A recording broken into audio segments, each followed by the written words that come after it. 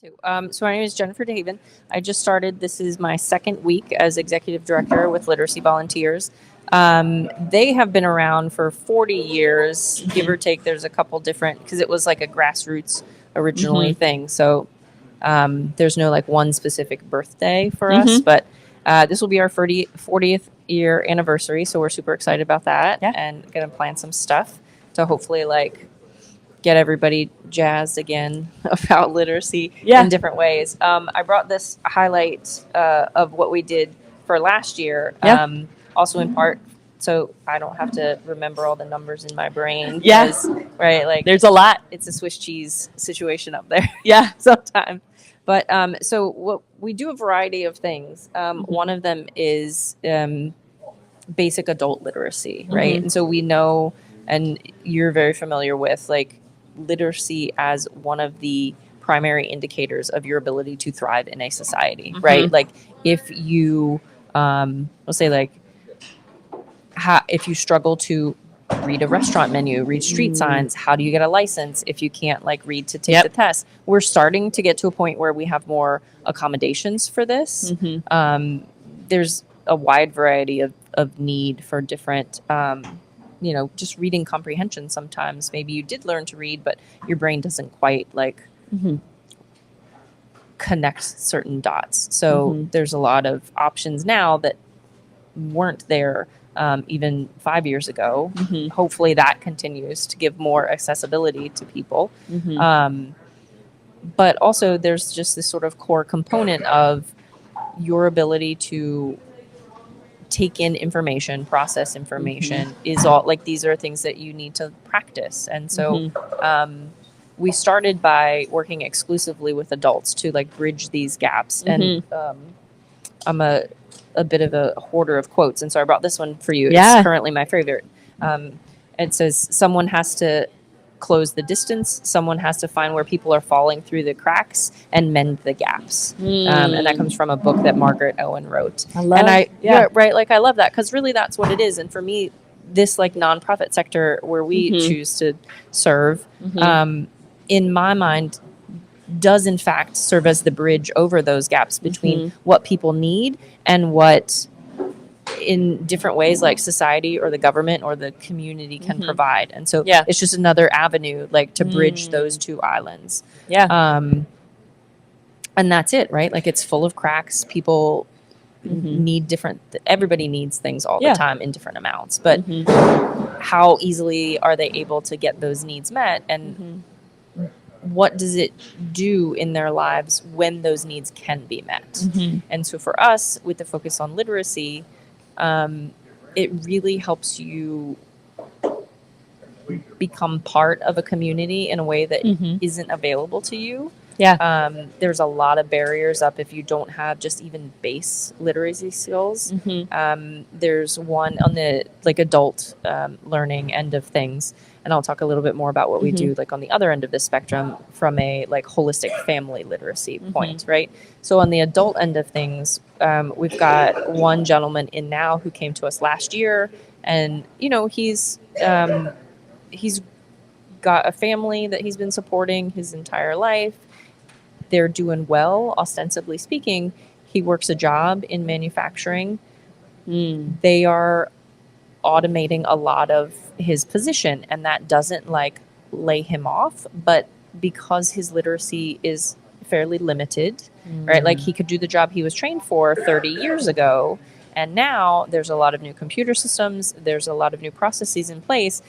His literacy wasn't sufficient enough to keep pace with those. And so if you can't use the machines that they put on your station, you can't keep that job. And so they, is a really great company he works with. They want to work with him. They want to be supportive also, right? Like, they have to keep the lines moving, and they have goals and needs as well. So he comes to us, he explains, like, I have this particular need. And so we're able to pair him with a one-on-one tutor in this case to work with him specifically on the things that he needs, based on what like he currently has available to him, right? Like in his own toolbox, so that he can keep his job and keep supporting his family. He, would probably love to retire right now, but he's not quite old enough yet, right? Yeah. His family needs this income. He's their primary support. This is very, like, thank you. Like real world application of what does it look like if you struggle with literacy? Nationwide, something like 18% of adults struggle with literacy. Wow. 1 in 5. Right. Wow. So that's pretty notable. Yeah. Inside of just the city of Winchester, we also do serve Frederick and Clark County, but just inside the city of Winchester, that number jumps to almost 24%. Which is like that surprises me. Really. Yeah. That surprises me. Wow. Yeah. And it's for different reasons. Like sometimes it's this sort of like falling through the gaps of the educational system, right?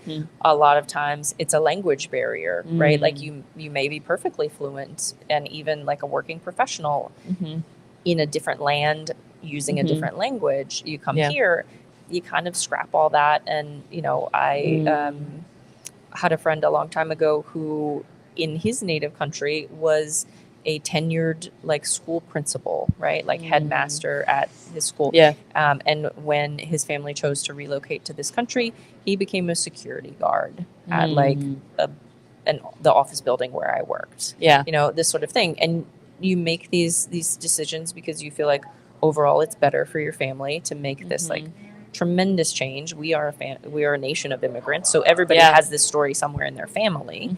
And some people's families, like, that's their current chapter, whereas like in my family that was a long time ago chapter. We don't really think about it as much because it's not part of my life. So that happens a lot. You get language barriers, but also not everybody who comes here is very fluent in their native language, right? Like verbally, of course, you can speak things, but the literacy component of like if you can't read well in whatever your native language is, it is even more difficult for you to learn to read well in a new language. So, I mean, allegedly, I am perfectly fluent in English, my native language, but like, I can't read French, and I have tried many times. Right? Like, it's hard to learn a new language. That's why most of us only know one. So we also teach English learning classes, both writing and speaking. We teach just full-on writing classes. There's a creative writing class that's been going for a while. Oh, neat. So, you know, things like that, just in not just meeting the core need of literacy, but also like literacy is an enriching part of our lives from an arts perspective, right? Like your ability to take in and review an idea and decide for yourself, like, is this what I believe? Is this what I value? Is this what's important to me? Right? Like literacy allows that to happen at a much more efficient and in a much more complete way. So we do that sort of work. So now, like wrapping that in this holistic perspective. So the primary indicator of whether a child will become literate at like sufficient levels is most of the studies say like the level of their mother's literacy, but I think sort of more broadly than that, it's the level of their primary or default caregivers literacy. Like, so we're talking about grade level, the Campaign for Grade Level Reading, which we host, focuses very specifically on reading readiness at the third grade level.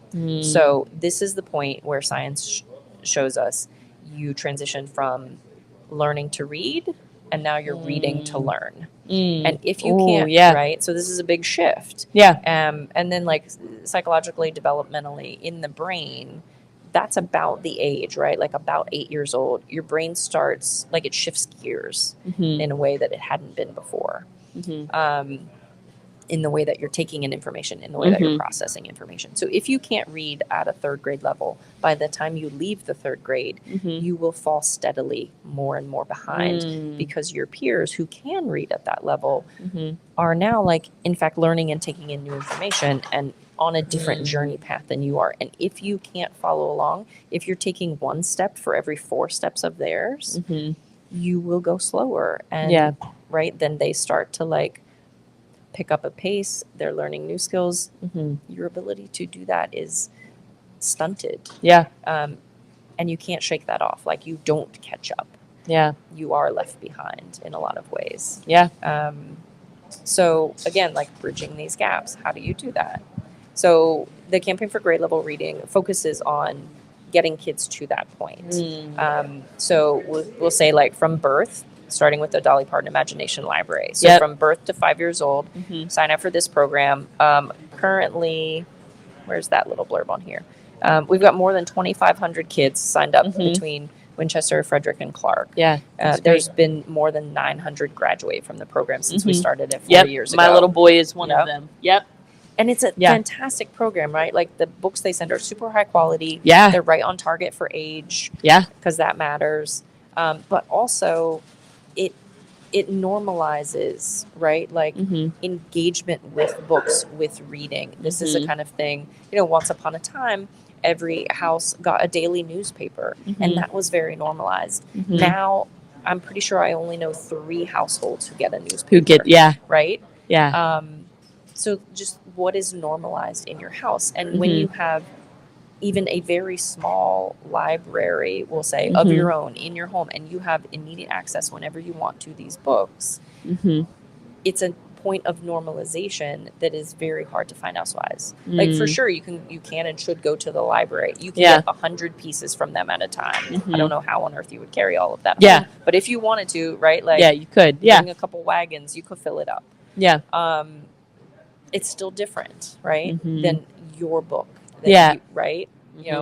This kind of ownership, stewardship, right? Like, it makes it different. So, for sure, you get your kids in the program, they start building their own little library. It's a point of engagement, right? You read those books with your son. If your literacy wasn't sufficient to do that with him, like, if you weren't comfortable sitting with a book because historically, right, like, that had just been an awful kind of practice for you, it's much less likely that he's going to learn to read. And so part of what it does also, you get these books in, the first books don't even have words necessarily, right? Like, it's just pictures. It's easily accessible for anyone, right? Like, and little kids cannot read. Right? They're dependent on you to sit with them. Right? And this is how the normalization works. So that will run you from birth to 5 years old. Then you start school. Totally different animal. Now you're in the pond of the Campaign for Grade Level Reading. Right? We're going to do this for you. This is where the divergence not quite begins to happen, but really becomes distinct between when you have low levels of literacy in parents, grandparents, right? Like, in the family at large. That gap widens between the adults and the children in the household. And that's tricky because we are hardwired to be group creatures, right? Like, evolutionarily speaking, from a safety standpoint, we have to conform to what is the norm of our group. And if the norm of your group is not literacy focused, literacy accepting, right? Then you're gonna instinctively, like, turn away from those things when they come up. So normalizing them again. We have a little bit of a newer program called Leando Juntos.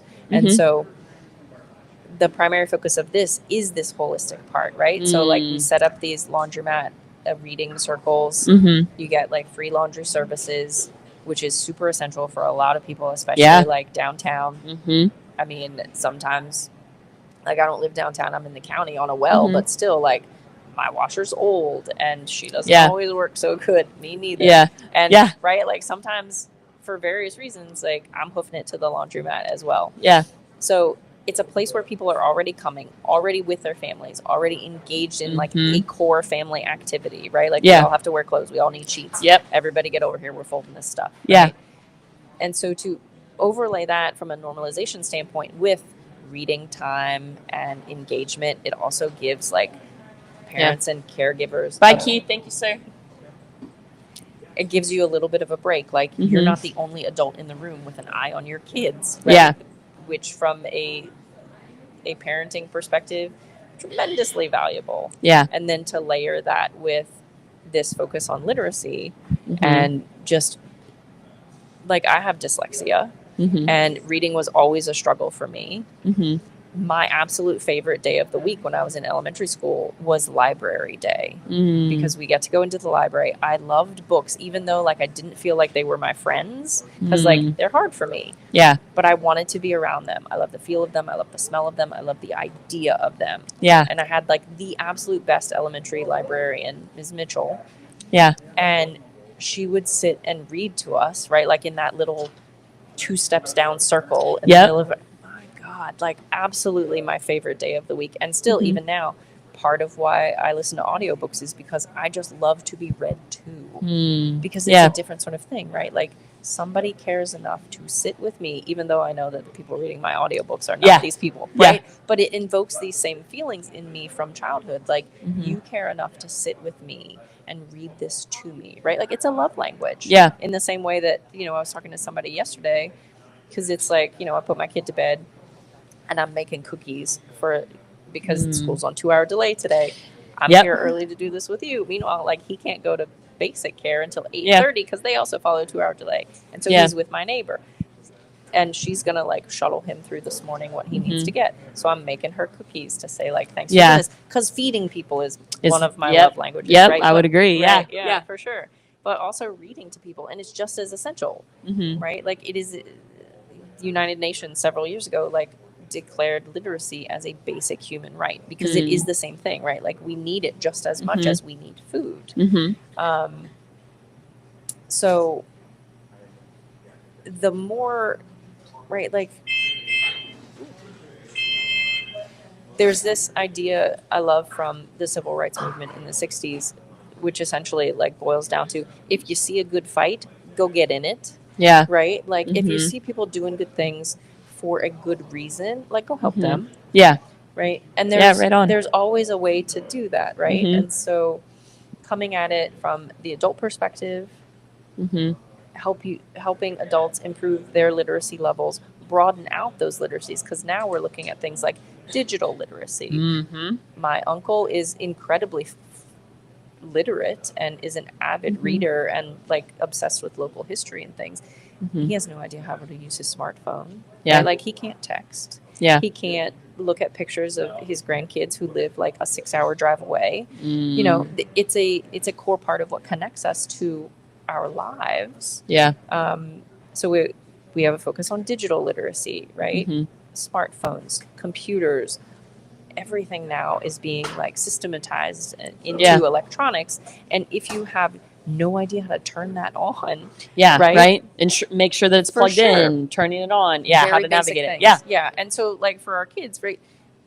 They have never not known this. Like my kid who is almost 10 loves to say like, well, you're from the 1900s. Yeah, baby, I am. Yeah. Right? Like, yeah, you're right.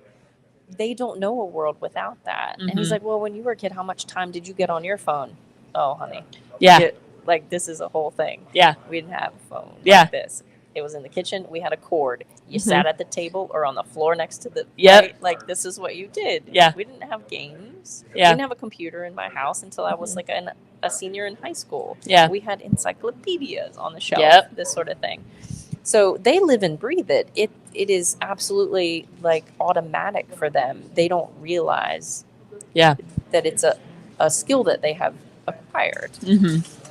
But again, like 72-year-olds who, the difference between my kid's life and my grandparents' lives, absolutely night and day, right? And historically, that didn't happen, right? So 200 years ago and before that, and probably even a little bit more recently than that, you had pretty much an identical life, right? Like your kid and your grandparent have pretty much an identical life with a few like granular differences, but mostly not different at all in ways that we would recognize today, for sure.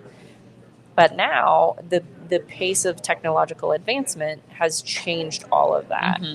And literacy is a big component in that, right? Because it is the purpose of any education is not to just pour knowledge into you. It's how to teach you to be a curious, knowledge-seeking, problem-solving person, right? Yeah. And that is impossible without literacy, because it's not, I mean, I talk a lot, and I'm going to have to like get some new verbiage around this, but I talk a lot about like raising the tide of literacy, right? Like if the whole community is literate, it makes, right, like more ships in the harbor, this kind of thing. Literacy, in fact, is not the water. It's the bedrock that holds the water. It is the container, right? And then whatever you want to read. If you want to read like comic books and you love superheroes, awesome. You need literacy to do that. If you want to read the newspaper, if you want to like see what the mayor's doing, you need literacy. Whatever it is you want to intake and put into yourself, you have to be literate to do it. You have to, right? Like, probably you're getting a lot of that also off of a tablet or a phone or a computer. You need to know how those things work. I think a lot of, and this is the sort of thing, right? Like, you know, because everything that the mission does is focused on like core needs and meeting those needs. Yeah. And the interconnection between, you know, the work that each of us do at these organizations, we're all like on the same bus going in the same direction. Yeah. We're just, you know, like each one of us is in charge of making sure that everybody has what they need from this perspective or that perspective and that kind of thing. So I love that we have a call later today to talk more about that, right? Like, how can we deepen the impact of what we're doing rather than like scatter it across and be unnecessarily redundant and, you know, this kind of thing. But also, when you have this multiplicity of needs, which you do, right? Like if you are in an underserved population, you don't have one need. You've got 100 of them all right now and some of them yesterday, right? Yeah. So to make that process of meeting those needs for those people who want to do for themselves as much as they know how and are able, right? Because everybody wants to be self-sufficient. Yeah. Make it easier for people to do that, right? Like, don't send them up all the way across town for this thing and then back again and, you know, this kind of thing. So the centralization of the meeting of those needs, I see that as being like our job, right? Like, help them help themselves is a lot of kind of the thing. So, I feel like I've talked a whole lot. What questions do you have? I absolutely love it. You're so passionate, and it's obvious that you're incredibly passionate about the work that you guys do there. And I'm so excited. I'm grateful that you guys are part of the community, because I agree wholeheartedly with everything that you said. I think literacy is such a critical component of living a successful, I don't even want to use, but just a fulfilling life, you know what I mean? And so I love that you guys are doing what you're doing in the ways that you're doing it, and I'm grateful that you are and excited for you now that you're taking this leadership role with them, and look forward to our continued work together. So just so excited for you. Excited to see what's still to come at Literacy Volunteers. And if you're ever have any needs, we're just right up the street from you guys. So literally I dropped my stuff on my desk and I was like, oh, walk it over. I frequently walk to the walk-in mall, and so I'll though you guys are no longer on the first floor. We're not. Now the concern hotline is down in that little corner thing. So I'll see Rusty when I walk by. Well, excited for you, excited for Literacy Volunteers, and definitely reach out if you've got any questions. If there's anything that we can do to better support you guys and the work that you're doing, definitely reach out, and I look forward to continuing our work together. Yeah. Awesome. Okay, great. Well, thank you, ma'am. I appreciate your time. Thanks for coming out. Can I keep